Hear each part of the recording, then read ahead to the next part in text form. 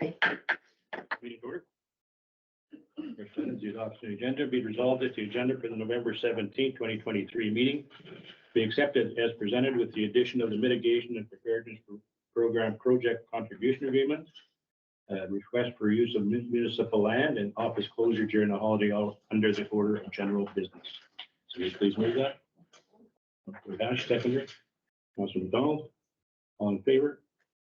Carried. Confirmation of minutes. Be it resolved that the minutes of the October 20th, 2023 regular meeting of council be hereby approved as circulated. Please move it. Councilor Fisher, seconder. Councilor Jones, discussion. Any errors or omissions? All in favor? Be it resolved that the minutes of November 6th, 2023 special meeting of council be hereby approved as circulated. Please move that. Councilor McDonald, second. Councilor McGregor. Discussion. Any errors or omissions? All in favor? Okay, under finance for general accounts, be it resolved that to November 9th, 2023 general accounts payable being checks number 6805 to 6811, 6813 to 6829, and 6831 to 6881 in the amount of $180,837.85 be hereby approved. Mr. Fisher moves it. Seconder. Councilor Hatch. Discussion. All in favor? Okay, Councilor McGregor, I'll let you. The next item.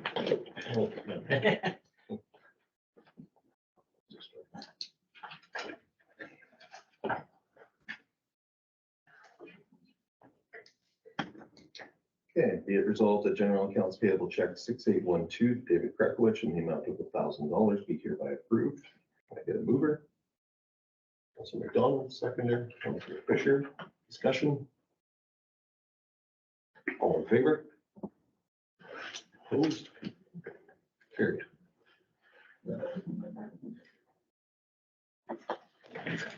Switch.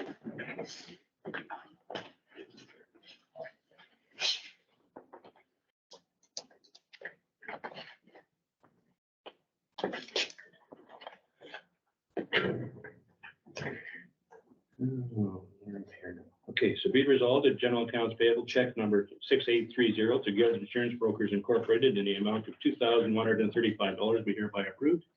Somebody please move that. Councilor Jones, seconder. Councilor Hatch. Discussion. All in favor? Carried.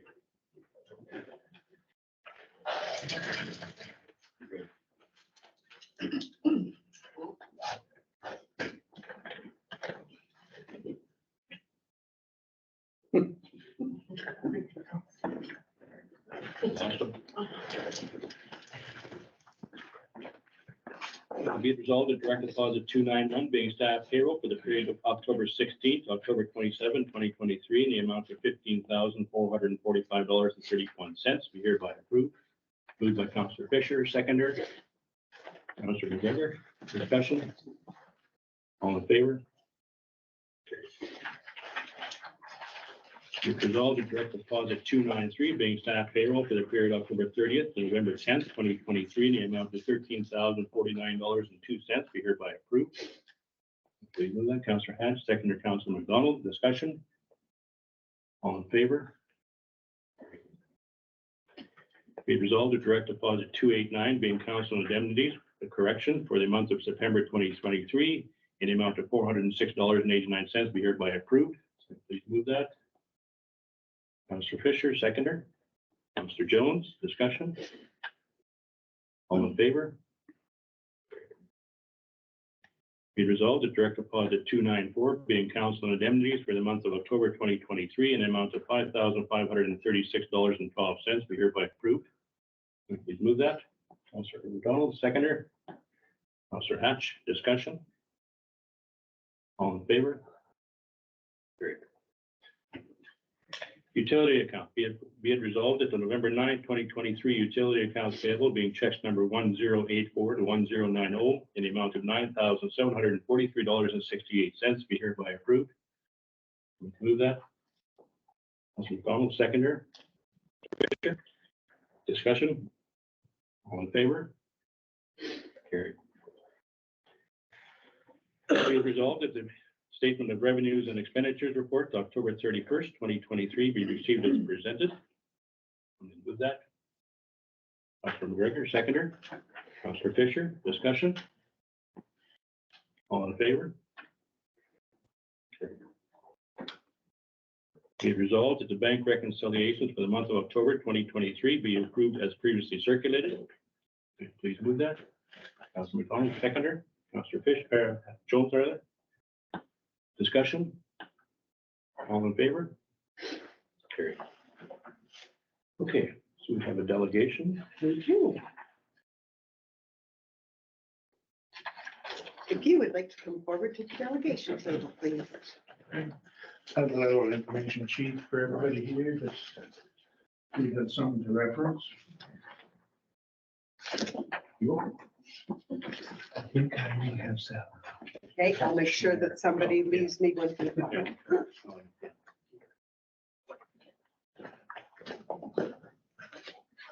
Good morning, everyone.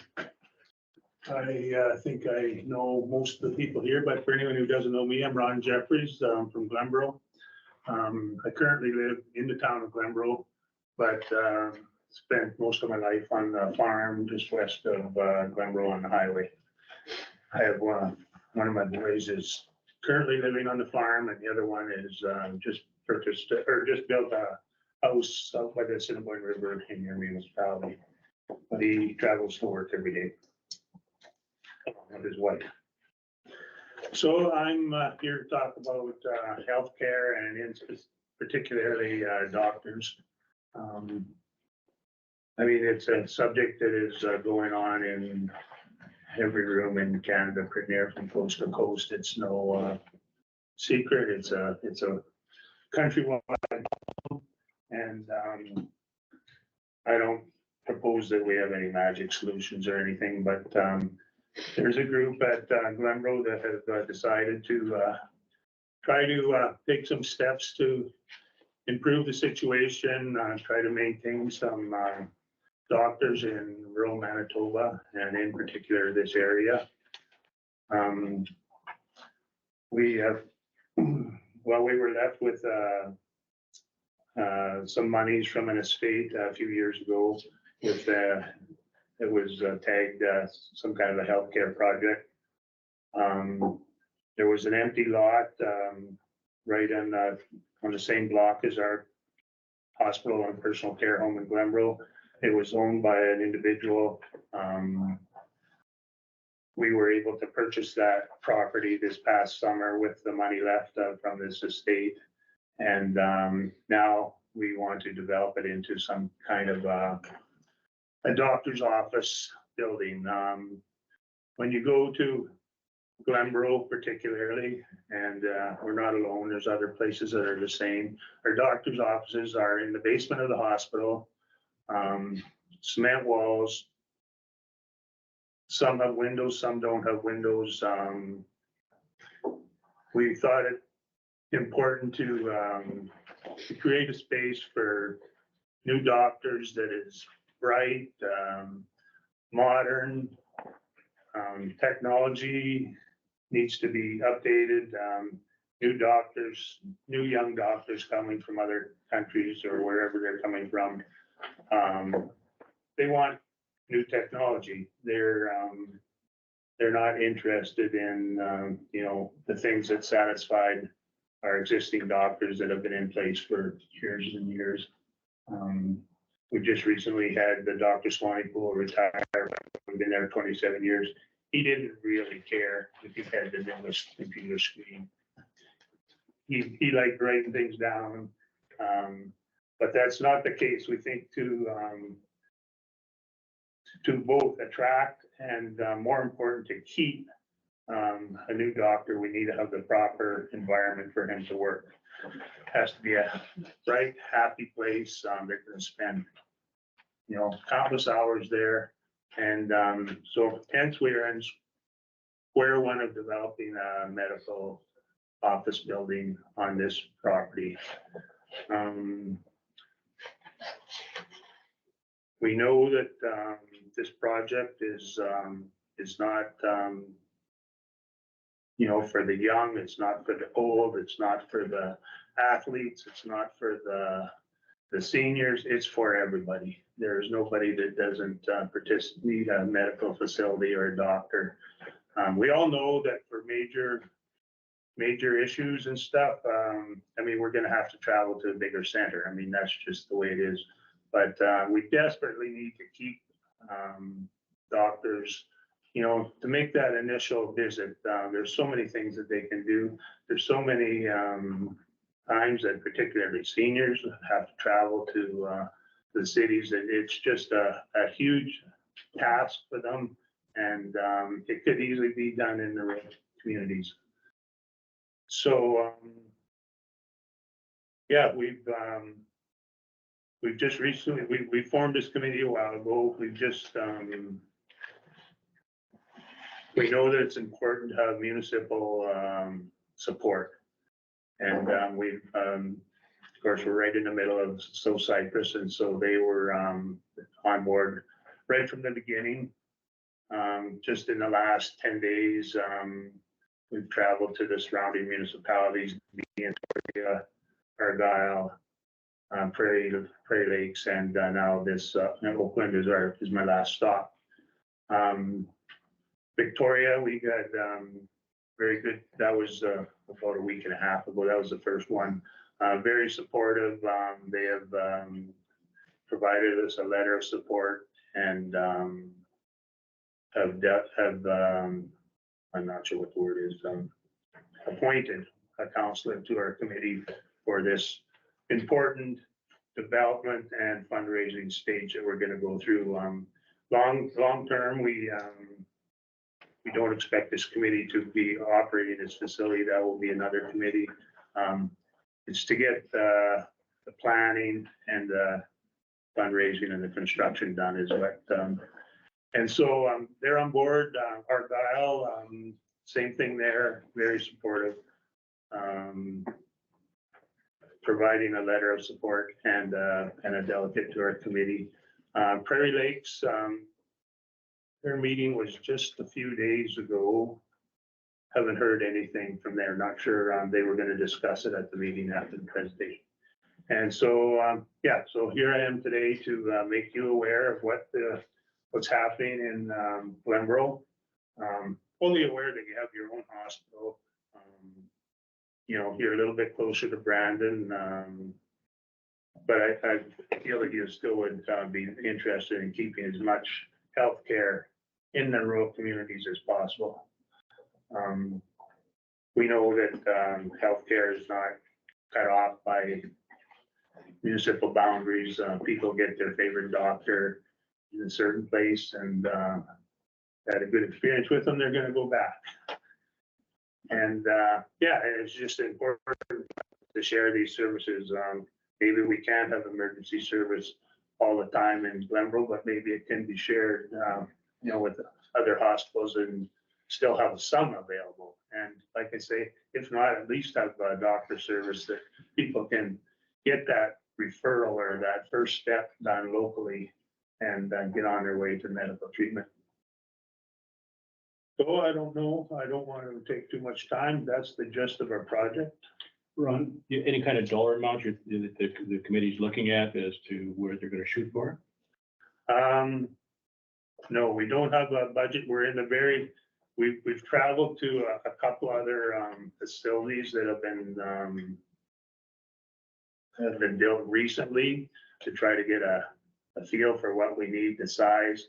But they're just in the beginning stages of producing a drawing and to get the numbers. But just to give you a ballpark example of like when we were at Minnedosa, well, it doesn't matter when, a couple weeks ago, and they built a facility in 2019. It opened.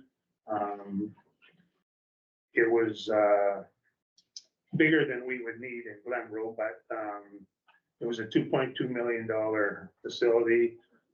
They received in the ballpark of $850,000 from the municipalities in that area, Minnedosa, and I think they had 3 or 4 surrounding municipalities that participated. It seems, as far as, government help, we haven't pursued it too much, but I have, had some initial contact, and for the most part, you're on your own. Yeah, it might be a little more receptive with the new government, that's to be seen. Well, that hasn't been important. The information I've had was with past government. And Prairie Mountain Health, I wasn't part of it. They were, discussing with Prairie Mountain Health the needs and the wants and, what they would like, but, they were very, supportive of the idea and, a little bit unclear at this point. I'm gonna be having some meetings with them in the next few weeks here to exactly see how they would participate in the project. I mean, to this point, they have said that they would move the nurse practitioner in Glenboro into a new space. And of course, the doctors, I'm not sure if people are familiar with how it works, but someone like a nurse practitioner, Prairie Mountain Health pays for their office space. The doctors pay for their own office space. And so we're just in a bit of a change in Glenboro right now. We had our doctor retire, temporary doctor there right now. Just last week, the new doctor that's going to start in January was in town, looking the place over. And of course, we would hope and we would anticipate that if there's a new facility with new technology and, bright open spaces, that they would move their place, but that is all still has to be like ironed out with Prairie Mountain Health. Like you say, that we're only in, we've got a vacant lot right now. That's about as far as. So you're not looking for money at this time, you're just looking for support? Yeah. Letter of support and such? At this point, we're not looking for money. We do not have a budget. I mean, we know that fundraising is going to be a major task. It's, I see it sort of falling together as, the planning stage is going full blast right now. We're gonna soon run into Christmas. We hope to have drawings and estimates, March kind of timeframe. And fundraising is gonna happen next summer. And, hopefully by next fall, in a year from now, construction starts. So yeah, we don't have a dollar value. That's sort of roughly our timetable that we're looking at. And say there's even, if you look through this information thing, this was done a few weeks ago, it's already outdated. I mean, since this was printed, it says on there that we're looking at, maybe a 2-bedroom suite in the basement or something for a position. That is kind of, that was some initial talks, that was suggested by a couple of other towns that we look at that. We looked at it and we don't think that's applicable to Glenboro. I mean, we're focused on not a bunch of extra space here. We're focused on 2 doctors, a nurse practitioner, and the stuff that they need to support their offices. Not a bunch of rooms that, maybe we could attract this person or that person. That's not the case. Maybe it's not what we're looking at. We're looking at what we actually need for the area and, nothing else, nothing big and fancy that we think someone's got pipe dreams are gonna grow this into a big, hub. We want to be very realistic to what we do, and we want to make it so that it's a doable project. It's not something that gets hung up because it costs way too much. I mean, we already know it's going to cost way too much, but that's what's the solution? I don't think waiting is. We know what's going to happen if we wait. I mean, Prairie Mountain Health, in my opinion, is not going to do anything on their own. I think if someone else has a project, I believe they will support it and be part of it. They're not going to go it alone. They've got so much on their plate, and I mean, it's the same with doctors. When a doctor becomes available, there's so many places for that doctor to go. He's going to go somewhere where people are trying to make things to work with them. If you're not doing anything, I don't know if they're gonna go there. It's just the reality that we're in. I do think we're gonna eventually work our way out of this situation, but it's not gonna be tomorrow. No, sure isn't. Counselors, any questions? The place in Minnedosa, how many doctors are in that building, Ron? Right now, they have 2 full-time doctors and then they have some other, part-time, Come in. come for a day or 2. It is, they built it for, 7, I think. They built it to, like, they could expand into that. I think they normally would have 4 doctors. And they've got 2 in part-times, so they're 1.5 short, I guess you would say. I mean, that's the other thing, the existing space in Glenboro is, there's a definite need for it. I went to the doctor in Glenboro several times and, you go down into the basement there. I go in there with my blinders on, go straight to the office, come out, head for the door. Didn't never really paid attention to what else was going on in down there, but there's a whole host of other, things going on there from, there's all the dietitian and the physio and, home care and so I went there one morning and I said, part of this committee, I gotta see what's going on down here. I don't know what goes on down here. I need a tour. So, the doctor took me on a tour. We went into the home care room, which is something that's very much in demand in the area. In Wawanesa and Glenboro, it doesn't matter. Home care is a growing thing. It's not gonna go away. Well, here there's 3 ladies in there in a room, half the size of, well, from here to that wall, 3 desks, they're all touching. There was no air ventilation, there's stuff, completely unacceptable for, like, there's no young person coming out of school that is going to want to go and spend their days in that room. And so they need more space, they need to go somewhere, and it is, although it's not part of the plan yet, the thinking is that to repurpose doctor's offices and for some of these other, some of the other ones are shared, they have, a person comes in and they share office for one day. They can't come back the next day if they want because someone else is in that office. And so it's shared with 2 or 3 people. They have no place to keep their stuff. They have to bring it back and forth. And, they just need more space if we want these services that, everybody needs. And they don't have to be in big centers. I mean, they're perfectly fine. In lots of cases, someone would sooner drive 20 miles in the country than 10 miles in the city, right?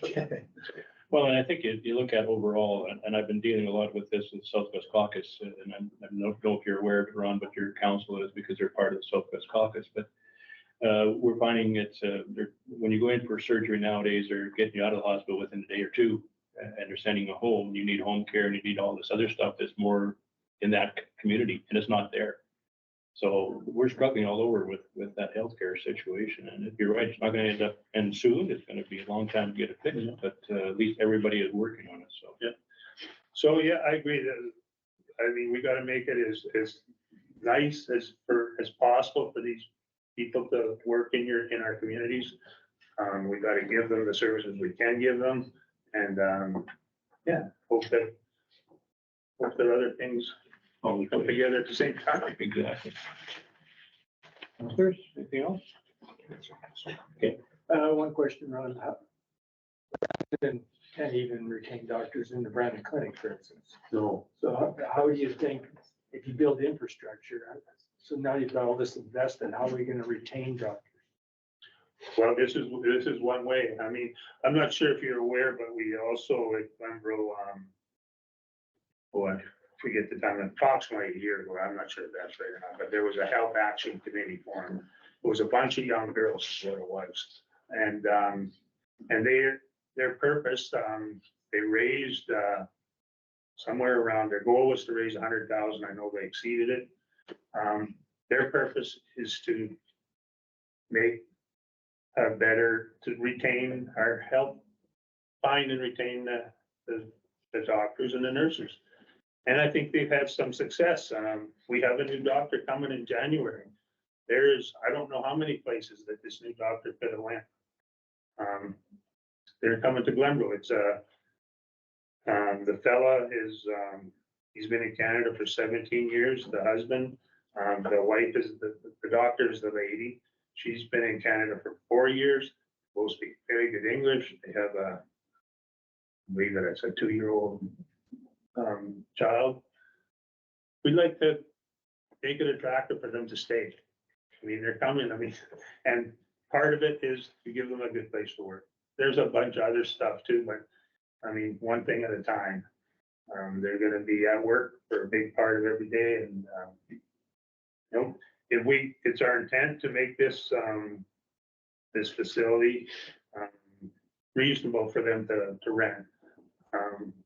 We already know that there's probably not enough money for it to have a huge mortgage on it. Minnedosa's open mortgage free, 100% paid for.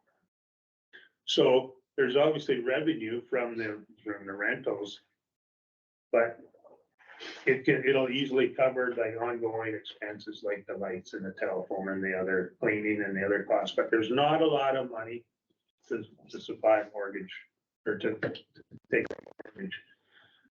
And part of that is they have relatively cheap office space compared to the city where, it's getting very expensive in Brandon and Winnipeg for doctors to have.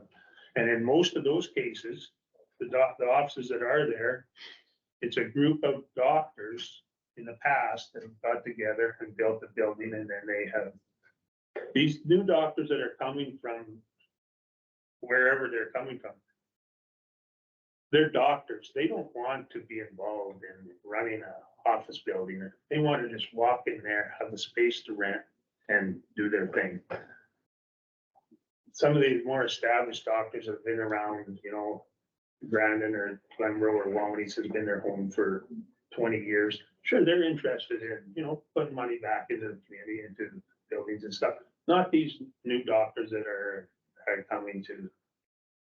They're only interested in doing what they're trained for. And that's fine. I think we should try to accommodate that. Okay. Mr. Chairman, so I first of all commend you and your committee for taking this on. It's really important, and I've watched the Health Action Committee, you mentioned them too. There's been some impressive results there. So thank you for taking this on, because I do know that there's lots of residents, especially in the Wawanesa area, that utilize services down there. So I would certainly have no issue with us providing a letter of support if that's the stage we're at. I think the challenge will be for us financially, Ron, and I know there's no financial ask, but a lot of our municipality is going in different directions for healthcare service or Brandon. And we've got a medical clinic sitting, a few blocks from here that is underutilized right now that, was built brand new about 15 years ago. So, and it hasn't been successful in retaining full-time doctor service. So, I know there's no ask, but just, I would be upfront in my opinion, Ron, that I think there's going to probably be a challenge for us financially, but certainly to support the idea, I have no issues with that. And maybe these other councillors have a different perspective, but. Yeah, no, and I totally understand. Like I said, I realize Wawanesa has but it's important for any project like this to have sort of backing and support from the complete area. We don't want to, and that's partly why we got going on the medical building thing. Our initial plan, before 2 years ago, when they asked me to buy this property, was to build some sort of a senior housing on it. In the process, that the Health Action Committee, they were doing their thing, and they needed help. And so we're small towns. We don't have endless resources. And so if someone needs help, I feel you gotta help them. You can't go off on your own. And so here we are. Mm-hmm. Well, thank you, Ron. Okay, be with us. We'll get back to you. Good. Thank you for the time. Well, this one we should do right now. Okay. I just put Rob's name in because I wasn't Oh, sure okay. initially he was all attending. So be it resolved that the presentation by Ron Jeffries on behalf of the Medical Clinic Committee related to the proposed medical clinic to be located in Glenboro be received. Will you please move that? Counselor Rome, second Counselor Jones. All in favor? And I don't know if you want to do that one now, just, You want to do resolution for, I'll put it on anyway, so you want where it goes. So be it resolved that a letter of support to be provided to the Medical Clinic Committee and committee representation to be considered in accordance with with appointments to boards and committees at the council's December meeting. So we please move that. Counselor Rome, second Counselor Hatch. Discussion? All in favor? Okay, so we will go to communications. yes. So under the order of communications, there are several from the Association of Manitoba Municipalities. There are two dated October the 13th, one on October the 19th, October the 24th, October the 27th, and October the 31st. There is information from Brandon Public Safety Communication Center with respect to the 911 rate schedule for 2024. There was an article that was brought to our attention on CBC News with respect to Winnipeg Public Works Building and being funded through gas tax. And so we followed up, and the response we got was that because it was going to be a recreation building and house recreation staff and recreation facilities, it would qualify for gas tax. Where when we inquired about infrastructure for the public works building or whatever, we were told it wasn't possible. Department of Natural and Northern Development provided a response to the letter about the Lake Clemente Bear. There's information from Ron Eichmeyer on municipal lobbyist registry. Federation of Canadian Municipalities provided 4 communiques. They're dated October the 16th, the 23rd, the 30th, and November the 6th. Manitoba Accessibility News provided their October and November newsletters. They also provided information on the celebration of International Day of Persons with Disabilities. On that note, I will let council know that I will be circulating the accessibility plan. It requires updating by the end of December. So we're working on it administratively now. We'll circulate it around to council prior to the council meeting in December so that you can review it and see if there's any changes you would like to make. Manitoba Association of Watersheds provided information on their 2023 conference. Manitoba Good Roads Association provided their October newsletter. Manitoba Health, Seniors and Long-Term Care provided the municipality with the medical first response license. Municipal leader for summer 2023 was provided. Prairie Mountain Health gave notice of their annual general meeting. And again, there was some information on Squeal on Pigs Manitoba, and the whereabouts of a large male wild pig, which they believe is in the Wawanesa Souris district, I believe. So if anybody is spotting it, they've got a number there to call and let them know. Be resolved that the above noted communications be received. So please move that. That's Fisher, seconder. Counselor Jones, all in favor? Carried. Okay, committee reports. We'll start with Ward 3. Counselor Fisher, you have a written report. Anything to add to it? Nothing bad. Counselor Jones, you have no report. You wish to? No. Okay, North Zone, Matt, you have a written report. Anything to add? Nothing to add. Counselor Rome, you have no report. Wish to? Just a verbal report. I've had questions to me, and I would assume the CAO's had questions regarding the trailer court license fees. No, I have not. Okay, I suggested that they forward their their inquiry, so come up at a council meeting. I guess that didn't happen, but their concerns were that the license fees were getting extremely high. I think the numbers are correct. By 2024 or 25, it'll amount to about almost $500 a year in license fees for an individual trailer, no matter how new or how old. Would that be accurate? That'll have to be reviewed. We'll have to get. Yeah, I No, mean, it's have to get administration to take a look at that. schedule of That's not fees is on, something- schedule of fees is on the bylaw today. Yeah. Council adopted the new fee schedule to be introduced over a 3-year time period, if I'm correct, 5-year. I think the final number that I saw was $40 a month, so that'd be $480 Yeah, a and year. that was certainly in keeping with what the surrounding municipalities were charging for trailers. So if council would like to review it, it can be done. Yeah. So that question was raised. I've also had questions raised with regard to washboard, which I know Chelsea's dealing with. Lack of gravel in some areas. I can personally attest to that.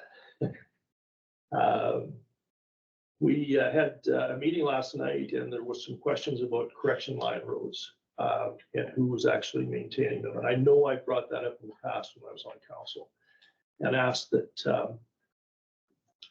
we get a report back as to our correction line roads. In specific terms, I guess, the Lake Committee Road, Cornwallis seems to go partway in and then stops.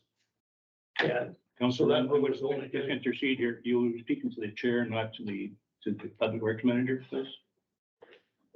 Through the chair, Direct your through the comments to the chair. so that was another question that was raised last night. I think Councillor Hatch would agree with that, and so would Councillor Jones.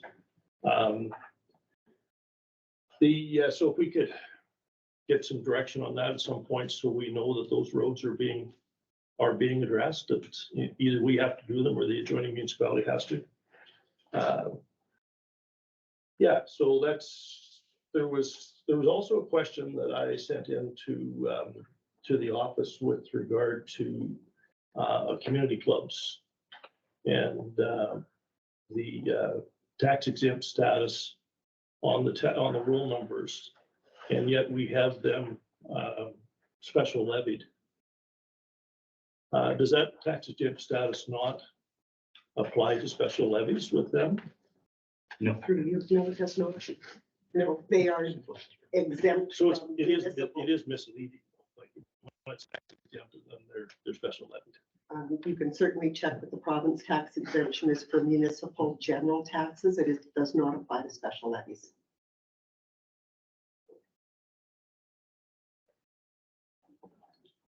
There was actually at the meeting last night as well, there was concerns expressed over the cost overruns on this facility here and the lack of attention to the contract. So I'm just bringing that forward because that was something that was brought up at the meeting. I think we provided costing on the building here and there were no overruns. Well, I With think- respect to whether or not they had a project manager on site, I would agree with you. I don't think they provided enough of a project manager. So the concern was that the tender was 510,000 and the nearest numbers that the public were aware of was that the cost ended up being somewhere over 600. So that was a concern that was raised. I mean, I think that was put onto the website at one time, but after that question came up at a public hearing. We're going over this once again. Research and the information is all on our website. Yeah, exactly. Well, it was raised, so it's my responsibility to bring it forward. Well, please advise the people they're speaking to that they can go onto the website and get a lot of this information. That's your. That's it. Okay, I have something for you, Councillor Rome. Last night at this meeting, there was a post on your website, on your Facebook rather, says, remember, we went from 1.2 million a year to over 5 million last year in taxation or in the assessments. Assigned assessment. So did you correct that last night? I'm not aware of the post you're talking about. Mr. Smith posted it on your Facebook page. Okay. So you are aware of it because you were also on that. So that's probably something you should take up with the person that posted. So last night you verified it was 5 million? I I verified that on the paperwork that was supplied through the office in that particular year, which I believe was 2022, budget was for, I believe it was 4.2 million, but it actually ended up at over 5 For the municipal levy. for expenditures as a whole. Municipal levy? For expenditures as a whole. Okay, so can you provide those documents if you're? I most certainly can't, not here with me today, but I most Okay, certainly can. you will make council aware of this document you're referring to? Well, it's on the financial statement for that. I have the financial statements right here. And this went out with everybody's tax notices last year, and you got one too. It says raised by taxes, 2022, $2,070,000. So I'm wondering where you got 4 million. We're not talking about raised by taxes. No. What Mr. Smith is Councilor saying, Rowe. and well, just a minute, let me reply to this. What he was referring to, in my opinion, was the expenditures, and I think I showed this to Councillor Jones last night when we were discussing it, but I won't put him on the spot. I will supply the document. It's a municipal document, and I will supply it. End of story. So on your posting, you say that's correct. That's not my posting. It's on your Facebook page. Mr. Chairman. You're the administrator. I'm not here to argue with you. I'm not here to argue. Mr. Chairman, in case you're wondering, this is based on a Facebook post that Councilor Rome put up March 13th. And then he commented on 3 weeks ago. So his Facebook post says, ever wonder why taxes keep increasing for rural? In 2022, council budgeted expenditures of 4.2 million, but lost control and spent 5.5 million. And that is factual. Is it? Yes. it is. And then his comment is RM budget in 2015, just over 1.2 million. So Are those the same? are those the numbers? those are the same numbers you got here that he has? So The numbers that you're saying they're correct, is that right? The numbers that you're talking about are on a municipal document, and I will supply them. It doesn't say that your expenditures, it says. I didn't do that post. You're on the other one. Yeah, directly from yourself. Is that good for this Are you- municipality when you start putting misleading information all the You know time? what? Councilor Rowe. I think we've been over this. No, I'm asking the direct question, Councilor Rowe. Answer the question. I answered the question. No, you didn't. Is this good for the municipality when you have misleading It's information? probably not me answering the question the way you want it to be answered. So let's put it that way. The tax levies, and I don't know if this went over last night, if you got the information, have been averaging $2 million a year since 2015. The tax levy to the residents, Yes, rural and urban. we're not talking about the tax levies, and I'm not disputing what the tax levies. So you don't, and so what were the What- expenditures that went over $5 million? Over 4 million? They're on the document. Are they really? Yeah. Okay, so you'll It's your produce those, document. You were head of council at the time when that document. you'll was produce those documents, shows that we I will spent that produce- money, I will produce the document. that this council spent that $5 million. I will produce the document. Okay. And after that, you will correct your Facebook page? It's there for people to post as they see fit. And you don't do anything but accept them all? You haven't taken anybody off that Am I Facebook page? supposed to censure people the way you try to censure me? Councilor Rome, I know there's quite a few people that have been taken off that site. I know a lot of things have been taken off that site because you don't like them. So, well, that's, Because you're in control of that. You're in control of it because you're an administrator, and yet you don't take off information that's detrimental to this municipality. You wonder why you you get want me to censored. take off factual information. It's not factual. Well, I think the whole situation here is, and the situation that you and I are in personally relates to your dissatisfaction with the Facebook page. I won't comment any further. You will comment if you're asked a question, No, I won't. then you'll be expelled from the meeting. Mr. Chairman, I think we should get back to the board reports, because if we do not, this will go down a rabbit hole. And as per the meeting last night, I think you had a real opportunity to state your case on the financials, but unfortunately,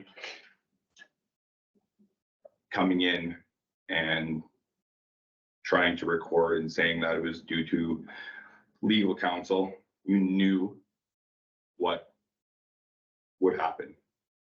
And unfortunately, I think that was provoking for a lot of people. You had the opportunity. I did. And you didn't say that you were gonna be coming to anyone. And B, you could have stated that prior. Well, it was an invitation. It's not a sanctioned meeting by the municipality. And I totally understand that, but coming in and setting up a camera and getting Glenn Kirby to say that you are going to be videotaping it for your own personal use due to your lawyer saying so, Right. you know for a fact that that was going to be provoking, and you know for a fact that no one there would have approved that, and it was your way out of that meeting. And I think you had a real opportunity to talk to the people. No, well, there's an opportunity there, but there's also a matter of legal rights. And when you get into an action that I'm involved in right now, if you do not protect those legal rights, you're leaving yourself suspect to be dealt with in legal action. That is protection because there's going to be questions about the legal action. And that had to be dealt with so that it was not going to be misconstrued down the road by one or two individuals. And that's why it was going to be recorded. It had nothing to do with anybody saying anything as far as Well, being brought into the action. I believe the mention of Jane and John Doe in your Absolutely. legal action and then coming and videotaping is intimidating, in my opinion. Absolutely, it's going to be intimidating because should be intimidating. Well, I don't, People that speak out of turn on Facebook and put it in print are going to be suspect. so if I personally, if I were to review your restaurant and call it trash and garbage, would you then have the right to sue me? If you can say what you have to want to say, if you want to say it in any context, you put it in print is a different matter, Councillor Jones. That's I all I'm don't saying. believe so. That's what reviews are for. We'll see what the judge says on that. Okay. But Sounds my good. legal counsel told me to do this. And you have all the right, but do it in the right way. Well, That was a Yeah. show. well, and so be it. Like my daughter would do that. Well, Councillor Jones, if you want to get into this. And I suggest a So recess. let's just, let's have a recess. Good idea. Yes, if I could have a motion, please. Vote to recess. Councillor Hatch, second, Councillor McDonald, all in favor?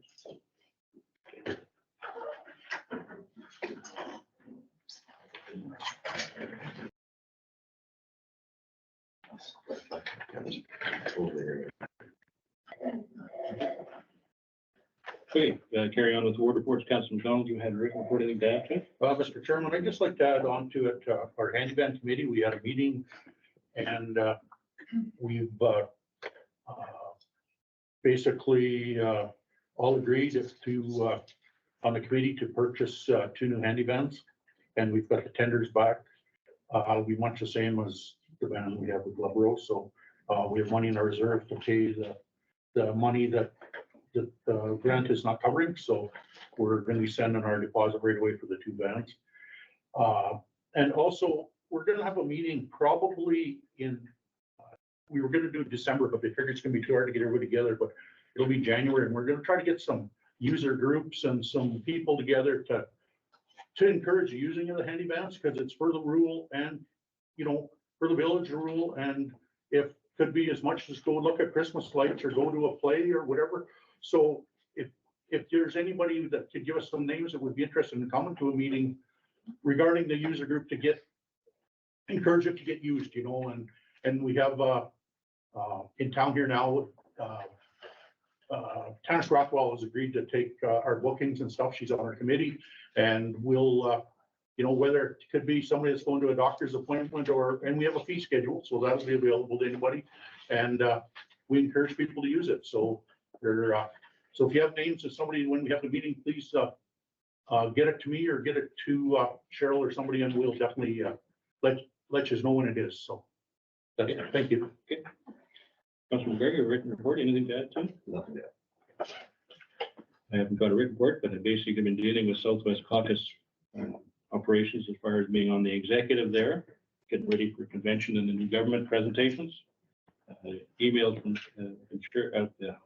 ratepayers and councillors, et cetera. I've been reviewing, doing the office work as far as check signing and reviewing of accounts. Chief Administration Officer, Nothing to add. Finance Officer, anything to add to your report? Nothing to add. Other clerk's report, anything to add? Yes, Mr. Chair. There's already been a meeting set up with Cornwallis to talk about their boundary lines.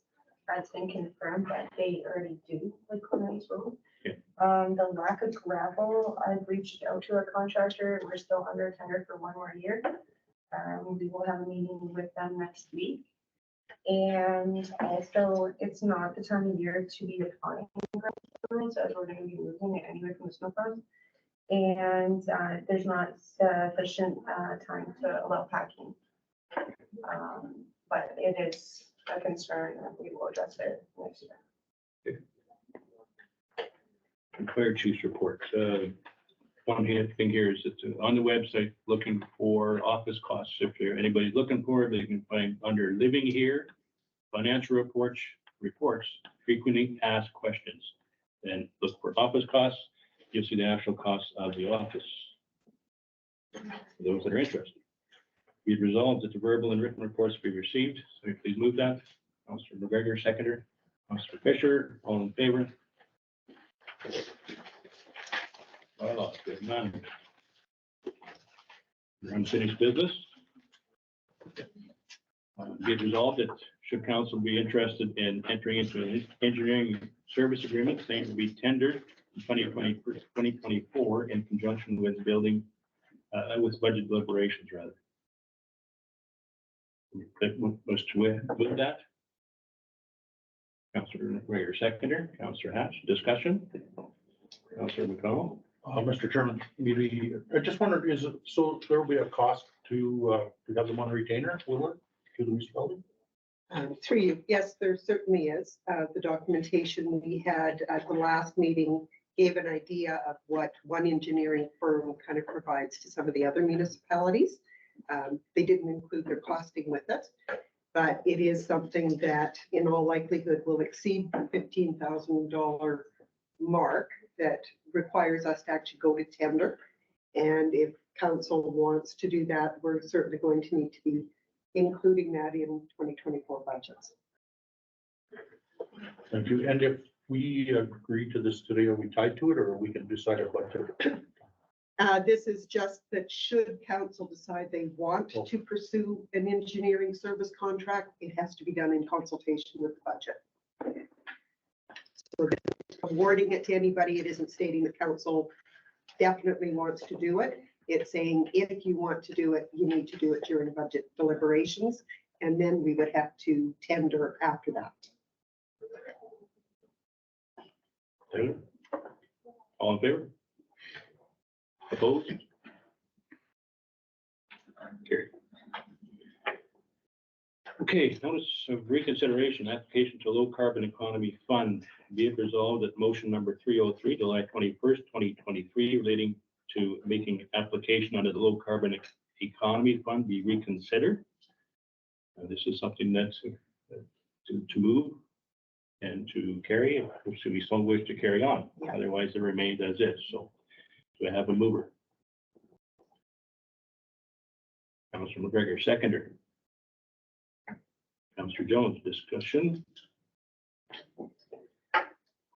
Oh, okay, Councilor Jones. Mr. Chairman, could I just get a little more information maybe on this from? Okay, so we were looking at different projects that we could get under this low economy fund that they offered to applications on. When we did the application, we couldn't get the amount of money we were required to go forward with those projects in a reasonable manner. So in order to change it, we have to do a reconsideration motion. Is that correct? Correct. All in favor? So, Open for- so this, we've inquired to, is this to do with the possible shop? Yes. Right? And we've inquired and, But we require so much money and they were only ready to supply us with. The way the grant was set up, the most we would get was, I believe, 20,000. Yeah. It wasn't worth. To get more, we would have to contribute a lot more into the office shop, and the contribution would have to be specifically for anything to do with using gas house emissions. Yeah, emissions. so we're currently burning propane there right now, right? That's what got us to 20,000. And that was a high estimate. Yeah. Our initial application, we were hoping to get in the neighborhood of 400,000. Half the cost. But So, yeah, so this is part of, in the budget thing, what we did is if we put 400,000 in expenditures into the budget and recovery of 400,000 in the, from this fund. But when the fund went and said we couldn't do it because we have to do our books in relation to the year, not, we can't wait for them for the approval. They said, no, we are, if we only give you 20,000, we've said, well, we can't go ahead with that project. So nothing was spent, nothing was granted to us. So now I do reconsideration motion on it. So we're gonna do a reapplication? no, sorry, this is to not apply. Okay. Yeah. So we have to reconsider the motion And defeat it. and defeat it, then to defeat the second part. Here. Anyway, so we have to move this to be reconsidered Right. first. All in favor? Opposed? Carried. So be it resolved, that administration be instructed to make application for funding for a new public works shop through the low carbon economy fund whereby building costs of approximately $800,000, a reduction in GHG emissions through fuel switching from propane and natural gas to grid supplied electricity and other efficiencies in windows, doors, and installation be used to support the application. That is the original resolution that we passed to get this application through. So So now we what? have to move it and second it. If you wish to proceed, that's reconsideration. Or if somebody move it. Councilman Gregor, seconder. No. So we aren't going to do that anymore. So we have to defeat it. So all in favor of it? Opposed? Defeated. Okay, so be it resolved that motion number 303, July 21st, 2023, related to application to the low carbon economy fund be rescinded. Somebody please move that. Councilor McDonald, seconder. Councilor Fisher. Now this would eliminate the whole thing. All in favor? Stop. And that's the reconsideration motions are not easy. Okay, be it resolved that motion number 335, August 18, 2023, related to the amount for utility debenture be reconsidered. Again, this is to, it comes moved by Councilman Gregor, seconder, Councilman McDonald. Discussion. All in favor? Carried. Be it resolved, the administration directed to prepare the necessary bylaw to debenture $1.360 $1,360,000 over 20 years at an estimated rate of 8% based on a combination of per parcel and assessment levies for all properties in Wawanesa, with the exception of roll numbers 220000, 221200, and 220600, with an option to prepay the per parcel rate of $2,000. That's the original resolution. Which requires, okay. Mover is Councilor McGregor, seconder. Councilor McDonald. In favor? Opposed? Defeated. Be it resolved that the administration be directed to proceed with the upgrade to the water treatment plant and necessary $50,000 to be financed 50% from the utility reserve and 50% with the request for cost sharing assistance from the Water Services Board under the current agreement. One of We'll do that separately. We need to do that. Councilor McDonald, second, Councilor McGregor. Discussion. All in favor? Carried. And further, the administration be directed to proceed in 2022 with. Yeah, I just did it as separate motions. So be it resolved. Okay, be it resolved, the administration be directed to proceed in 2024 with ordering the replacement generator installation of cement pad and power lines from the water plant to the wells in the SRRC park.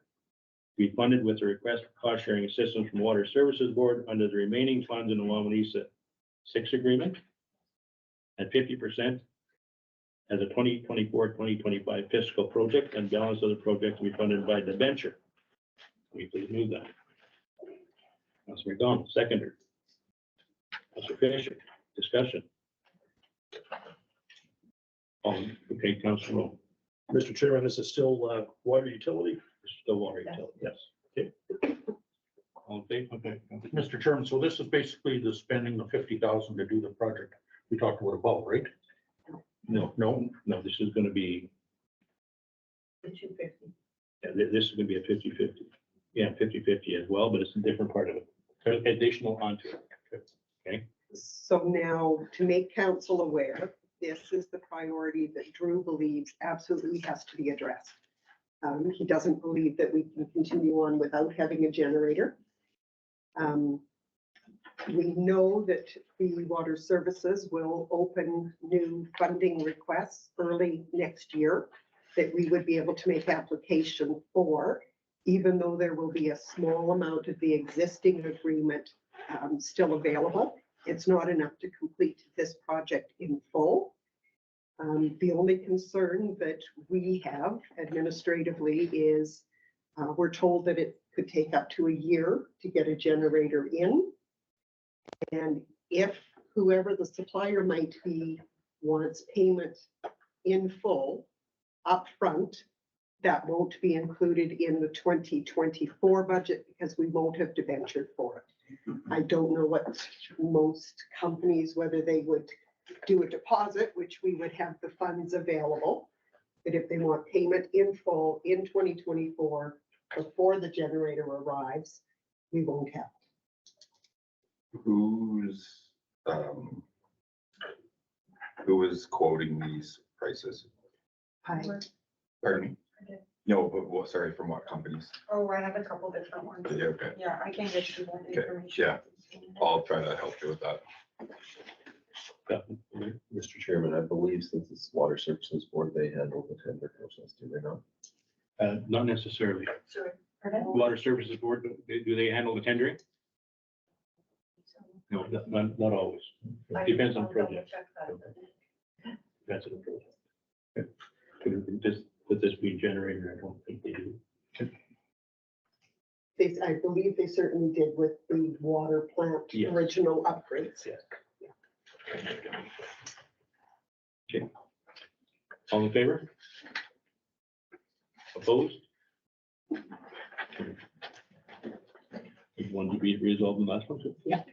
Be resolved an application made in 2024 to the Water Services Board for additional funding for the remaining priority projects whereby, if approved, the municipal portion will be included in for consideration in the debenture. Will you please move that? Mr. Fisher, second, Councilor McDonald, discussion? All in favor? Okay. Be it resolved, this regular meeting now adjourns to an in-camera meeting to discuss a legal matter as per subsections 152(3)(b)(4) of the Municipal Act. And all matters discussed in camera are confidential until discussed in an open meeting as per section 83(1)(d) of the Municipal Act. So please move that. Councilor Ash, second, Councilor Fisher, all in favor? Okay, here.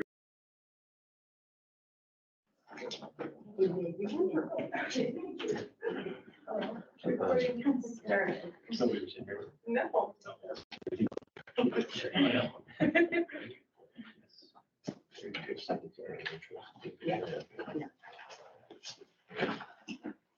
Okay, so again, because it's a reconsideration,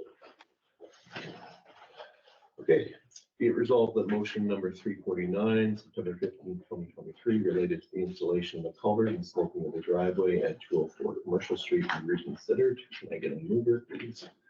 Councilor McDonald, second by Councilor Hatch. Any discussion? All in favor? Opposed? Carried. I think we're done this one motion last time.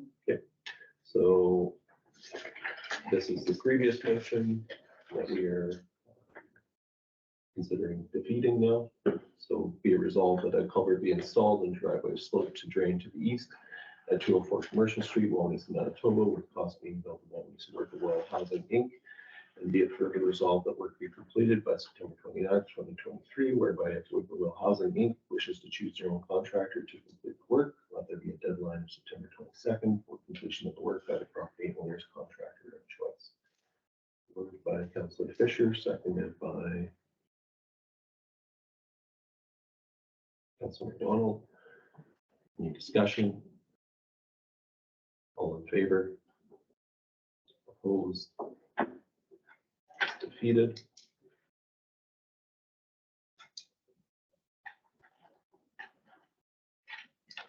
Okay, whereas work was completed to slope the driveways at 204 Commercial Street to drain to the east, and whereas municipal ditches in the vicinity have been cleaned, and whereas a culvert has been installed across Mill Street to the south of Shear property to redirect and improve drainage, and whereas water trenching to the river has taken place, therefore be it resolved that additional material be installed on the west driveway to account for compaction to continue the sloping to the east. Can I get a mover, please? Councilor Fisher, seconded by Councilor Hatch. Discussion. All in favor? Opposed? Carried. Okay. Pass the chair back to the council.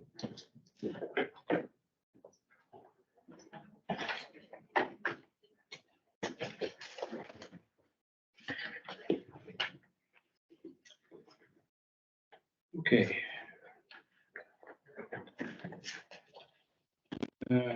Tile drainage, application for tile drainage and Precision Land Solutions, Oakland Colony. Whereas information has been received for Precision Land Solutions on behalf of Oakland Colony with respect to a proposed tile draining project on Southeast 7719 WPM.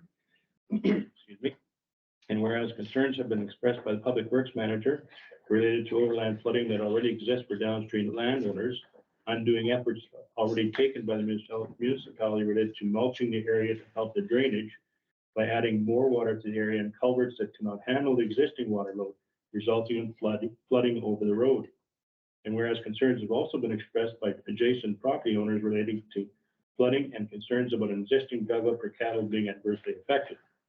Therefore, be it resolved that the request for the tile drainage permission and consent from Precision Land Solutions on behalf of Oakland Colony to allow a tile drainage system on land located in Southeast 7719 WPM be denied. And please move that. Councilor Donald, seconder. Councilor Fisher, discussion? Mr. Chair, what did they start? Did Precision Land Solutions start the tiling process without consent by the municipality to begin with? Not that I'm aware of. No, there was nothing done. They Right. have put in an application that was filed before. Okay. And it was denied, and then downstream owner had to sign off on it, which they didn't. And now they're trying again, is what I gather. Councilor Rowe. Mr. Chairman, I think we've been over this before and that the rules have changed. And the municipality used to have the right of refusal on these things, but in the end, with the change of water services, if they approve it, the best we can do is delay it. Well. Doesn't mean we should be approving it just because the Manitoba government's going to do something. When they're putting it, when the outlet is gonna be put into our ditch. Now, I realize it's not gonna be a huge gush of water, but we're just redirecting extra water to come down. This one is 467 gallons per minute at max flow. So if it's gonna roll over our roads and destroy our roads, there could be stipulations in play maybe in the future where, hey, you have to clean out this ditch, deepen this ditch, replace this culvert before you do this. And, you know, but that's not what we're asking right now. We're just asking for it to be put in ours. My point is that probably council or administration should be in touch with the licensing authority, you know, to try and nip this in the bud as opposed to it just going through anyway, because that's the way things have been happening the last few years. And getting them to amend their license or put a restriction on the license so that it suits our purposes better. But for us to just deny it and then we're done, then we end up with problems down the road where we haven't had input, right? If we have input at the front end on some of these, and maybe we can make them more attractive to the municipality as opposed to water services just saying, well, they checked all the boxes when they applied. So it affects our, when it affects our municipality so as much as it is, it's something we have to deny as far as I'm concerned, is with this, with our regulations and our requirements for staffing. So this is a very different situation than normal. I'm not saying don't deny it. I'm saying that if we hope for our situation to be what we'd like it to be, we need to take the steps so that the licensing authority works with us. Councillor Hatch. So Chelsea, is this hilly land? Okay. So I talked to a ratepayer and he says that the southeast corner there is wetland to start with. My thoughts are tile drainage does get the land down to 25% moisture, or able to absorb water. I can't see a big flood of water coming out of this tile drainage. But I think the two parties need, whether it's the company and the third party, need to get together and have a little chat first to get this figured out.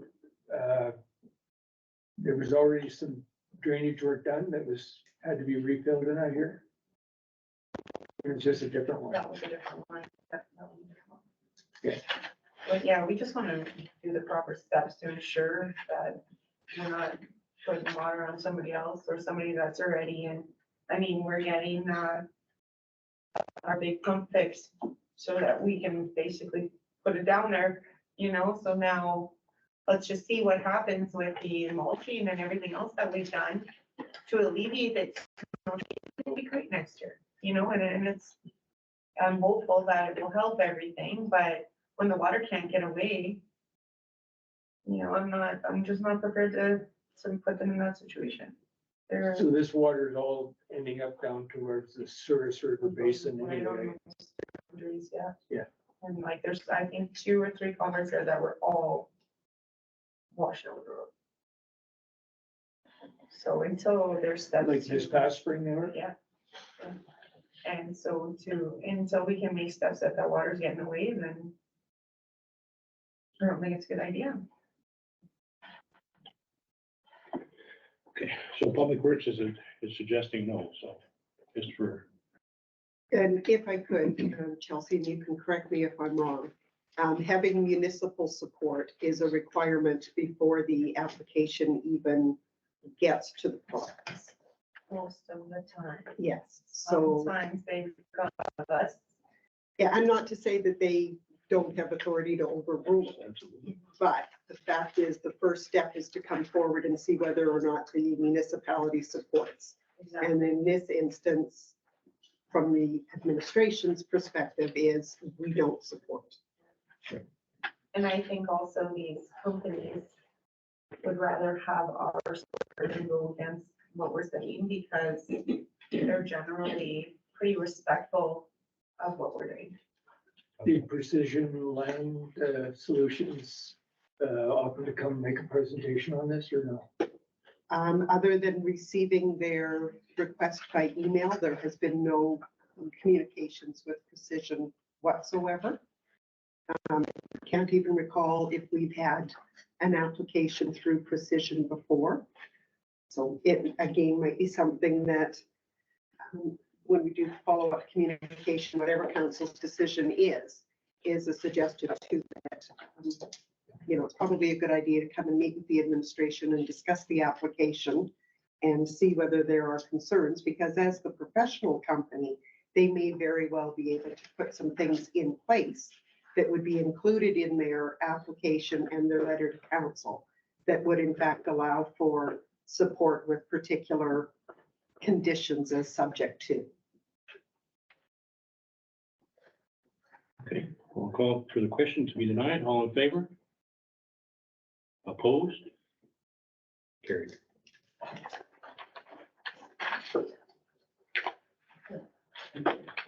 Okay, whereas information has been received from Michael Carlisle with respect to an application to construct water control works on property owned by Nancy Stanley and located in Northeast 26819.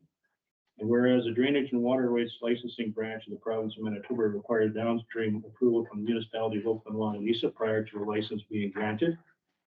And whereas no concerns have been expressed by the Public Works Manager, now therefore be resolved that the application to construct water control works on property owned by Nancy Stanley located on Northeast 26819 WPM be approved.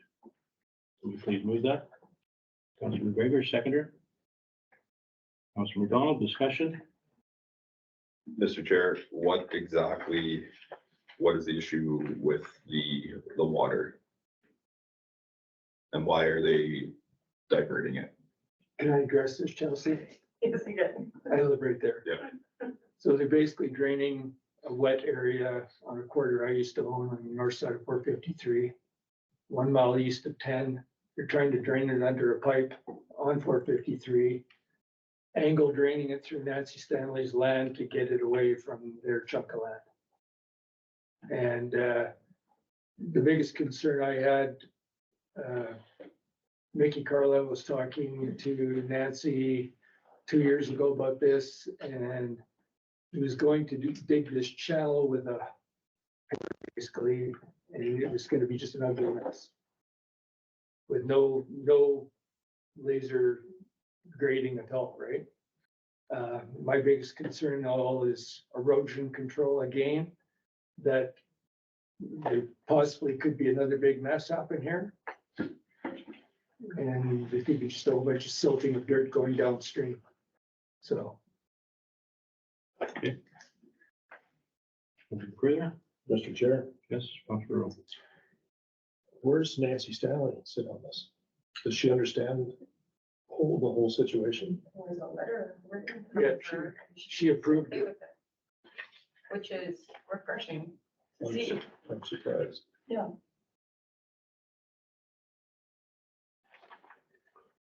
Mr. Chairman, but they've got their licensing to do this, it says here, the water licensing to do it, right? No, they made application and they won't grant the license without Oh, okay. municipal Okay, approval. okay. I'll call for question. All in favor? Opposed? Carried. Okay, be resolved that in accordance with approach policy trans 008, the application of Justin Woiwada to construct an approach on part of the southeast quarter 15819 WPM be approved. Can we please move that? Councilor Rowe, second Councilor McGregor, discussion? Councilor McDonald. Mr. Chairman, just wondering if Public Works doesn't have an issue with this? I don't know. Thank you. All in favor? Carried. Be resolved that the request of Synergy Land Services Limited on behalf of Enbridge Pipeline Incorporated and Enbridge Southern Lights GP Incorporated for an extension to the blanket crossing and approach agreement to December 31st, 2024, under the same terms and conditions of the original agreement be approved. So please move that. Councilor Fisher, second Councilor Hatch, discussion? All in favor? Be resolved that the proposed fiber path for the south side of Second Avenue in Carroll, Manitoba to 29 6th Street, Carroll, Manitoba, is outlined on the map attached to correspondence dated November 1st, 2023. Now be approved, subject to the terms and conditions of this installation agreement dated October 26, 2023. Please move that. Councilor McDonald, second Councilor Hatch, discussion? All in favor? Carried. Be it resolved, the proposed fiber path for the north side of Road 37 North, located in South 11-717 and 12-717 WPM, then north on Road 96 West, Manitoba, as outlined on the map attached to correspondence dated October 24th, 2023, from RF now be approved, subject to the terms and conditions of the installation agreement dated October 26, 2023. Can you please move that? Councilor McDonald, seconder. Councilor Fisher, discussion. All in favor?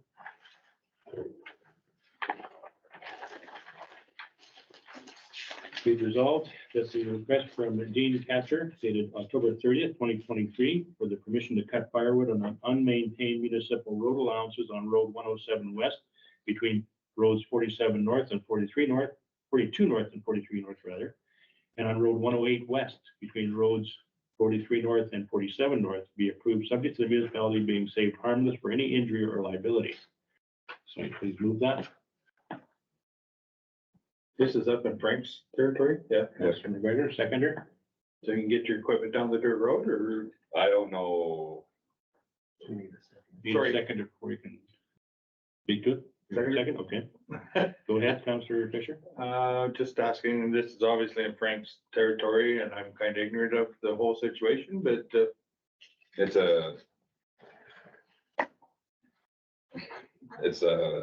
I don't know what he's gonna be cutting in terms of trees down there. There's not very much oak or whatnot down there. I don't really see an issue with it, although you have very low and high grades there. Saying like, depending on what he's cutting, like you would need a heavy to get in and out of there. Like you get stuck very easily. Well, have you gone through there before?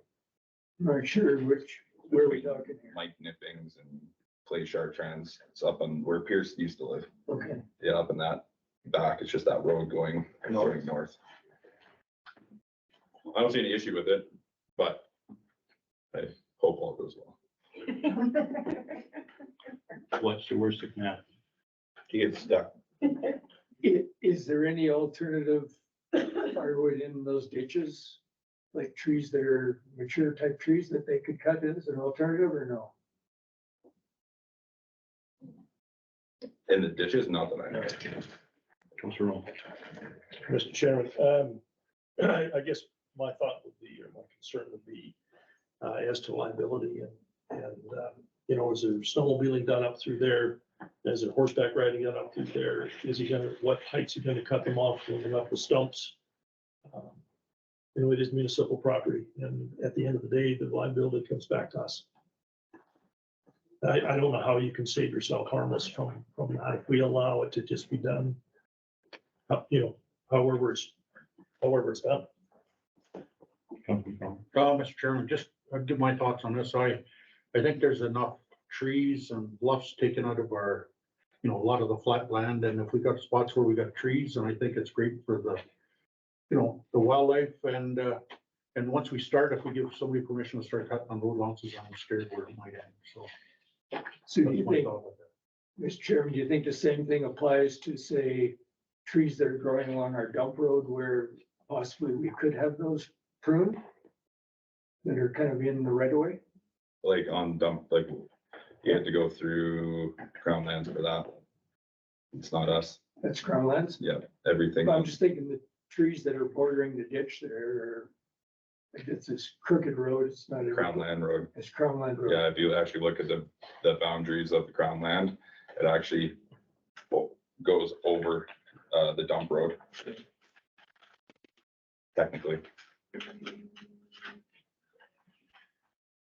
Okay, anything else? Call for question, all in favor? Opposed?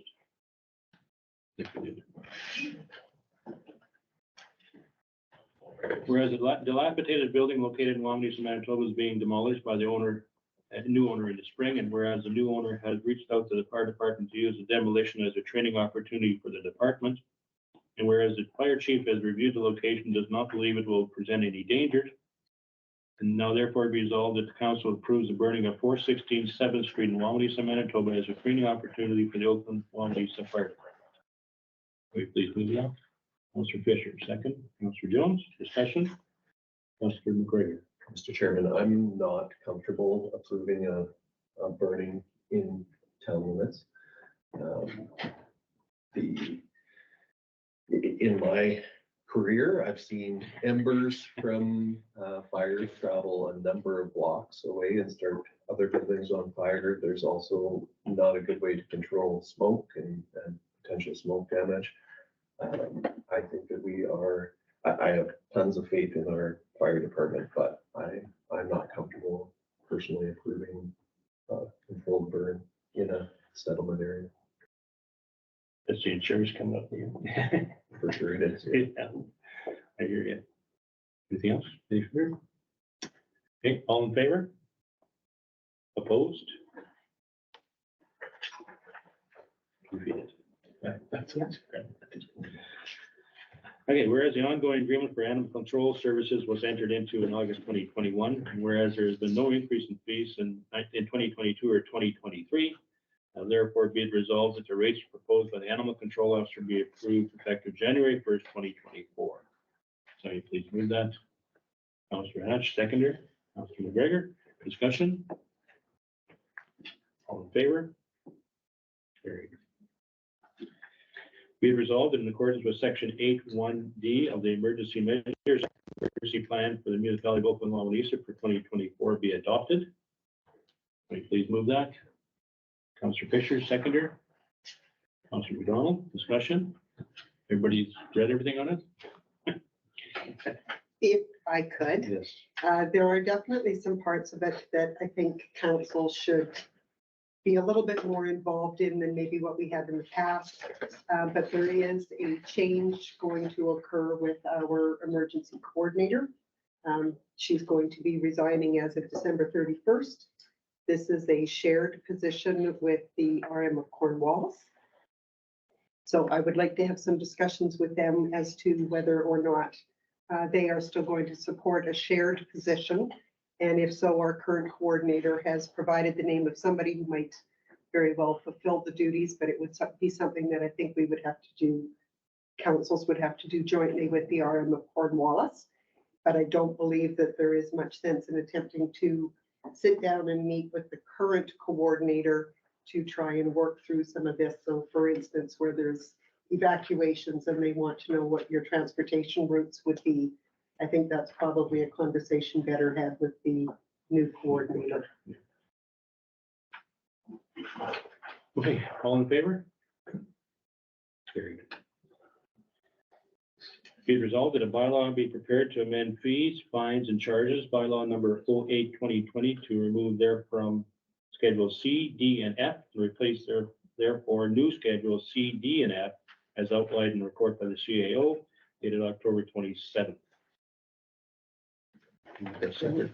Yes, we should do each bylaw separately. Okay, so let's do this first.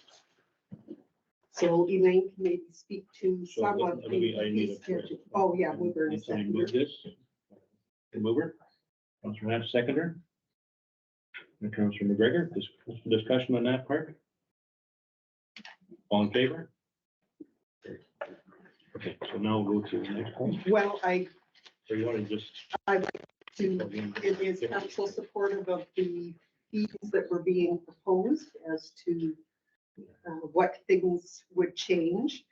There were some of the administrative ones that we didn't believe needed looking at. The one that I did note from a development perspective is that there are several of the municipalities around us that charge for demolition permits. Up till this point, council has always been of the mindset that they preferred to keep the demolition permit free of charge so that it encouraged property owners to get rid of anything that wasn't necessary on property without there being a fee attached. They still come through and get a development permit so that we're aware it's being demolished and we can advise assessment accordingly, but there hasn't been a charge. But if council wants to change that, this would be the time to do it. Councillor.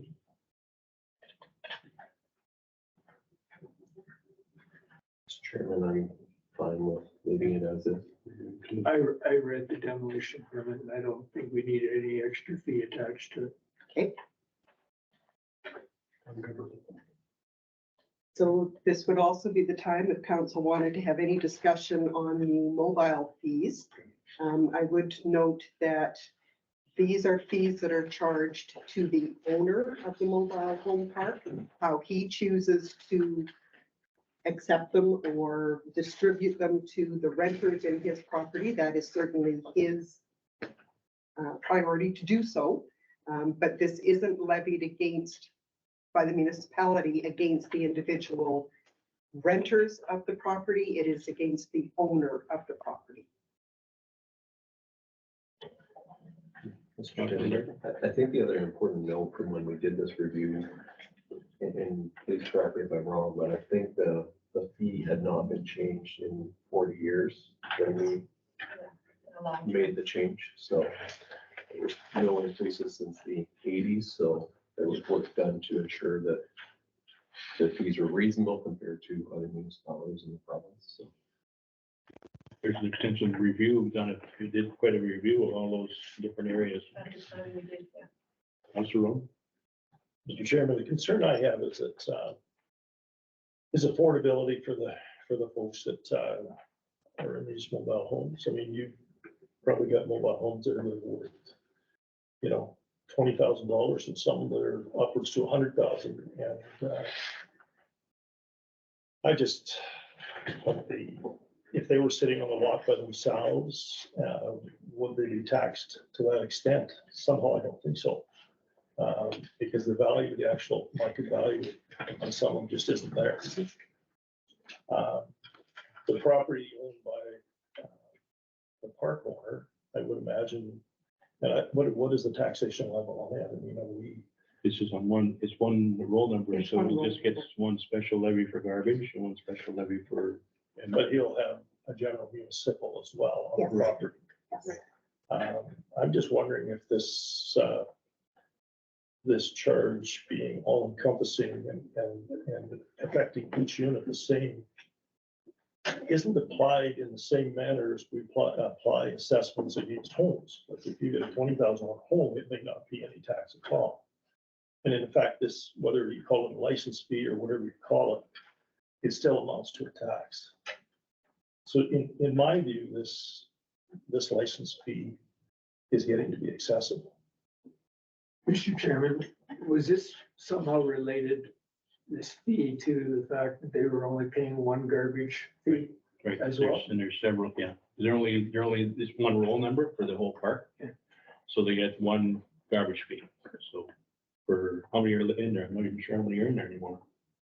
30? Was there 30? How many? 30 or 32. We have 30 residents that are taking garbage to the landfill, to our waste transfer station, or could. And I mean, they're paying one fee compared to regular homeowners that are paying Same fee. same fee. Mr. Chairman, I'm wondering what Councilor Rome is suggesting. You've mentioned that it doesn't reflect the value. Well, I think These are it's, not- Sorry, just 1 second. These aren't assessed by assessment, I don't believe. So are you suggesting that we're going to try to assess them ourselves? no, I don't know what the solution is, honestly. I think, in my recollection, the fee going back to my first days on council was like $10 a month. And now we're at $40 a month, or almost at $40 a month. It should be. And, well, by 2024, we'll be at $40, 2026. 2026. It's 30 now. And, you know, I guess I'm basically speaking out against any increases, because I think we're at a level that is certainly adequate, if not too high. I think we did that review, most other municipalities were at 40 already. I'd have to go back and check, but we were definitely a lot lower than Yeah. any surrounding ones that we were. So are we making a comparison to trailer courts that are closer proximity to towns or cities? Because I mean, these people obviously have higher costs to get to where they need to go to work. I'm just talking about an affordability issue, and I think that should be first and foremost for all of us in these times is, you know, people are obviously, they're not living in $500,000 or $600,000 homes. They're living in, you know, $20,000 to $200,000 units. And so I'm just questioning the affordability of our license fees. Yeah, so we have for instance, we have a trailer in town here in Wawanesa or a trailer on a farm. They're paying taxation on a base assessed value of the building. Separate. Here, trailers are getting, it's $360 now a year for basically all the services they get. Now, he may charge more as far as the rental of the place and everything else, land rental, that may be there. But that's something that goes to the owner only, so that's not I don't see that as being a steep price for the services that we offer. Well- If I could, this is charged against the owner. It is the owner who is responsible to pay the increased license fees. But it is passed along. Well, So and it- that's- so that's it's certainly his it's prerogative. indirect, I give you that, but, yeah, and I mean, as far as the services that we provide waste transfer, that's it. So how would you suggest we apply the waste transfer fee compared to an individual resident living right beside it? Are we basing the fees strictly on waste transfer? Or Is they're that paying, what the they're suggestion paying is? one fee for waste transfer, the whole trailer, And one fee recreation, one fee, everything. the special levies. I mean, there's so many different areas we take a look at, and I did this a long time ago. There's over 100 ratepayers that are adjacent to highways, that they had no real purpose as far as having graders, but they're paying the regular taxes. Grader never goes down the road because they're adjacent to number 10 highway, number 2 highway, 340, Carroll Road, 453. You know, all those roads, and they pay for graders. And there's never gonna be exact fairness in taxation. I get that. I see that. Mr. Chairman, Yes. I think it's important to note that they get more than just waste transfer and, Yeah. you know, there's animal control comes to mind for that particular area. It's something that gets a lot of attention. There's administration, there is fire service, there is a lot of things that people get for what is provided under the municipality. But, you know, and at the end of the day, I prefer to make these decisions based on data, not feelings. Yeah. And this decision was made on, you know, an extensive review of data, not just on how particular councilors felt on the day that we considered it, so. In fact, I think we backed it up 1 year. Actually, what council did was they made the determination to put the increases over 5 years, do a phased-in approach. Right. And at the time that the review was done, it was done on several of the surrounding municipalities that had mobile home parks and what their fees were. So unless there is something else that somebody would like to add to what we will be making changes to the bylaw when I bring it forward, this one would be ready for call for the question. Okay.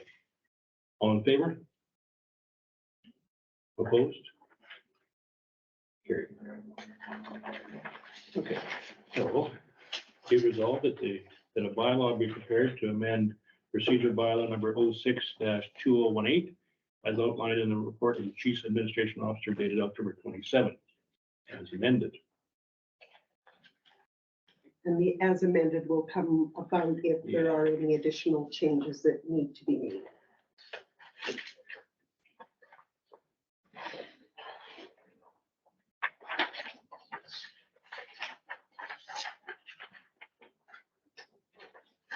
So if I can,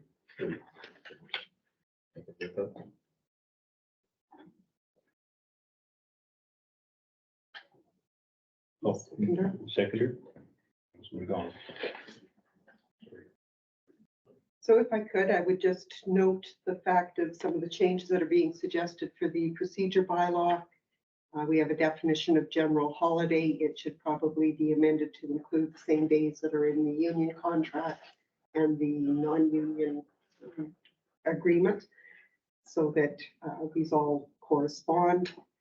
Section 3.13 needs to be amended to include the word minimum That's with respect to the length of time that we store the videos. Currently, we aren't destroying the 6 months. As long as we've got the space to keep them up, we will. Section 3.25 is the same thing, put the word minimum prior to the words period of 6 months. Section 4.19 needs to be amended by removing the word facsimile. We don't have facsimiles anymore, but we could use the word electronic. Section 5.1 should be deleted, and it probably include something that a member of council may participate in a meeting of council virtually by means of a speakerphone or other similar device. It used to be that there had to be prior knowledge and all the rest of it. Now, with having gone through COVID, this is just a fact of how council gets conducted. Section 5.30 should be amended by removing the words becomes disqualified from council and replacing with is subject to the code of conduct for council members bylaw. And then if council wants to make any changes on the days and times that the meeting is held, there are other sections then that would have to be amended. Questions? No, call for the question. All in favor? Be resolved that a bylaw be prepared to amend organizational bylaw number 07-2018 as outlined in the reported sheet CAO dated October 27th. And again, it'll be depending whether or not there's amendments. Can I move that? Councilor McGregor, second, Councilor Fisher. Discussion? If I could, one of the comments that had been made was with respect to the organizational bylaw still showing that all members of council are sitting on a couple of standing committees. The organizational bylaw prior to this one had it that there were 3 members of council on each standing committee. That was changed following amalgamation to allow everybody to have greater input until they got a comfort level with the standing committees. If council wants to change that, now would be the time to do it. The standing committees we have now are for personnel Personnel is a 3-member. Three-member. The standing committees that have all members are transportation and finance. And board of revision. And board of revision, I would definitely suggest we go down to 3-member. Okay, Councilor McGregor. Mr. Chairman, I think the committees going back to 3 makes some sense from the perspective of there is difficulties in assembling all of council to have a council meeting. There's other commitments and obligations. Anything that's determined at committee level needs to come forward to council for approval anyway. So we're duplicating time, effort, and cost in having all of council in these meetings. So I just think it would make it easier for council members to make it work in their schedule, really. So if you went to 3, you do 3 for which one is that? I would do 3 for all of them. All of them? Okay. If you do 3 for all of them, sorry, Mr. Chair, on the finance committee, then I don't have to sit through those boring bitching meetings. It's just, sorry, and Mr. Chairman, you would still have to sit through the council meeting.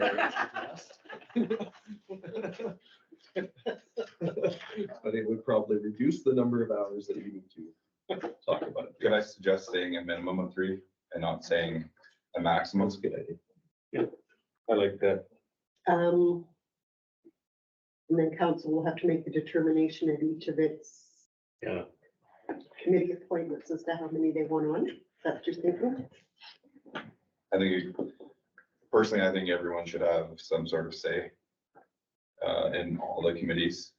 And if you can't come, you can't come. Just putting like a cap on it, I don't think is necessary. It's kind of like a quorum. It says 3.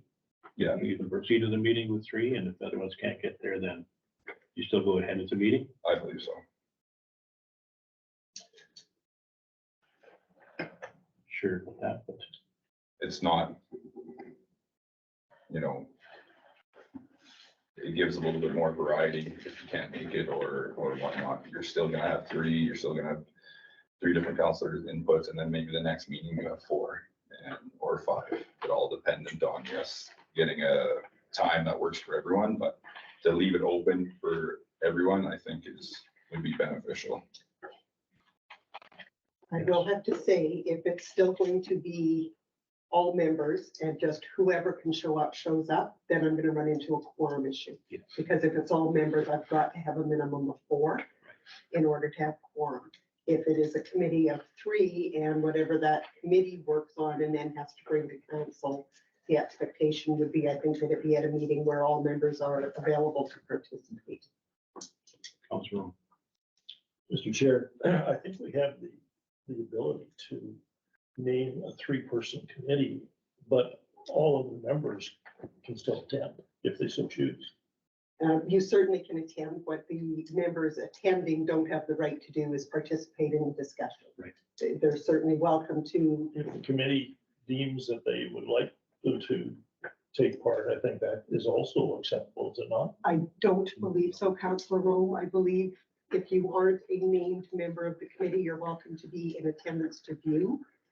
Again, I'm not sure how you would handle it then if you have somebody who shows up all of the time wanting input, which is perfect. Then my thought would be make sure that they're one of the ones who are named to the main committee.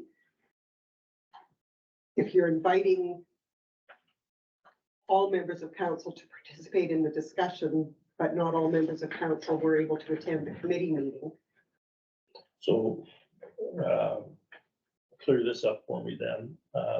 Even if you have a 3-member committee, by virtue of being head of council, whoever holds that chair also has the ability to attend each of those meetings. Yeah. Does the head of council, even though they're not essentially on the committee, do they have input? I don't believe so. They have the right to be at all meetings. They are an ex officio member of all committees. Mr. Chair, Yes. I know on other boards that I'm on, you can sit on committee, then you gotta bring it to approval at the whole board anyway, so before it can be passed. Yeah. Okay. You can bring recommendations, and that's basically, I think, minimizing it down to 3, I think, streamlining the process, and just then they bring the recommendations to the board and to get passed, so. Yeah, and that's traditionally what happens. Any committee is that you bring it, you can't pass resolutions within Nope. committees. You gotta have to do an open You can meeting. make suggestions. I don't necessarily think the financial should be like that. I think the financial should be everyone. And we're talking the budget, right, for the financial committee, that's budget. It's one of the things that they would do, yeah. I think everyone should be on that personally. They're all important. Every one of them. Yep. 100%, but I think they like the budget and finance part, if we were to not be able to have all the members, or I think as a counselor, you should 100% be on that. Regardless if you know anything about it or not, like me. Well, that's what we learned being here. Councilor Rowe? Mr. Rowe? So I do agree with Frank on that. My experience in the past with the finance committee with the municipality, when there was 3 of us on it, you then had to bring it to a full council meeting and re-explain everything. And I think if you are all there, it gets explained once, and you get away from the repetitiveness, the duplication. So I tend to agree with that. Am I hearing that you want to move an amendment, Councillor James? Finance only? You can take the finance committee and put it as all members? Correct.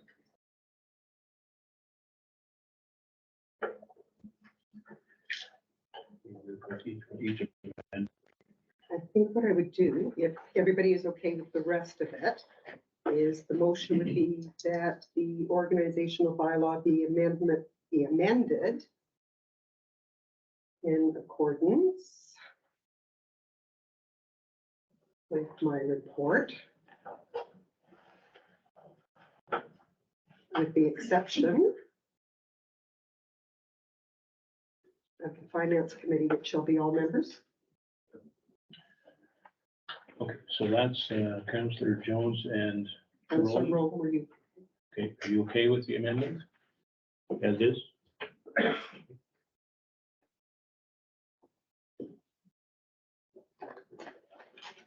Okay, so the amendment has to be voted on first before the main motion. Be it resolved. As long as I can see the screen. Sorry, be it resolved that the organizational bylaw be amended in accordance with the CAO report, with the exception of the finance committee, which shall be all members. Okay, moved and seconded, all in favor? Opposed? Okay, so then the motion would be in accordance with my report as amended. Will be the main motion that is then being voted on. With mover, Councillor McGregor, seconder, Councillor Fisher. Okay, well, you okay with the amendment as is? Councillor McGregor and Councillor Fisher. Sorry, I don't you- think that's up to us at this point. Sorry, you had moved the main motion. So the amendment carried, so now the main motion would have to be in accordance with my report as amended, As amended. because my report would have indicated a three-member standard. So you're asking if I'm okay with the amended motion? If you're okay with the original motion also containing the words as As amended. amended. So it's my report as amended. So it has to be, So you want to withdraw as being the mover of the main motion. I guess so. I didn't actually realize that I had an opportunity. Once the amendment passes, so that's why I'm a little bit confused. Well, it's just that the main motion, as it was listed on here, would be that you were moving it in accordance with my report dated October 27th. My report of October the 27th is now going to have to be changed or amended to include that the standing committee for the finance has to change. It's not going to be just a three-member standing committee. So to say that you're doing it in accordance with my report dated October 27th, then isn't correct It's anymore, changed. because it has to be my report as amended. it's changed. Okay. You wish to withdraw it first? You're okay? Okay. All in favor? Opposed? Carried. Okay, you're there. I will attempt to have first readings of those bylaws ready for the December meeting. This is like the organization. That was Oh, the is that- organization. Unless we're having a check, okay. Good. Okay, be it resolved that an agreement be entered into between the government of Manitoba and the Municipality of Oakland-Wawanesa for participation in the mitigation and preparedness program. So we please move that. Councillor Nash, second Councillor Long. Discussion? All in favor? Carried. Be it resolved that the request from Trees Bank Colony for use of municipal property located in northeast 26817 WPM, replacement of a storage container to house electrical components for an irrigation system, be approved subject to the applicant providing written approval from Manitoba Hydro related to the existing utility pole, or box rather, and power lines, and an agreement being entered into relating to removal of the storage container should the municipality ever require use of the land. Can we please move that? Councillor Fisher did. Councillor Fisher, seconder. Councillor McGregor, discussion. Mr. Chairman? Yes. Where is this located? This is way up just on the very corner of the map, and if you'd like. 27 north, 4.5 miles from this report. Okay. It's on our land. Councillor Bell. Mr. Chairman, is it a roadhouse that's used or is it a? Not right now. It's right by the river. They're using it to house all their electrical for this big irrigation project that has already been approved. Just to keep it, out of the weather and the elements, right? Yeah, I just didn't know which road also was used or one that's. Okay, thank you.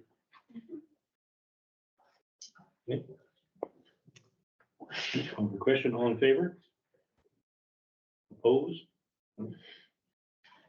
Carried. Be resolved that to observe various statutory holidays, the municipal office will be closed from Saturday, December 23rd, 2023, reopen on Tuesday, January 4th. Let's see, January, December. December 23rd to January To 2nd. January 2nd, 2024. Somebody please move that. Councilor Jones, second, Councilor McGregor.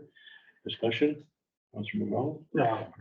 Mr. Chairman, just the vacation will be used for the days that are in stat holidays. Am I correct on that? Thank you. I just, in case somebody's wondering. Thank you. All in favor? Carried. Okay, adjournments? Adjourned. Nothing else? No. Be resolved that this meeting does now adjourn to meet again on Friday, December 15th, 2023 at 9 a.m. at the municipal office of Wawanesa. Somebody please move that. Councilor Hatch, seconder. Councilor McGregor, all in favor?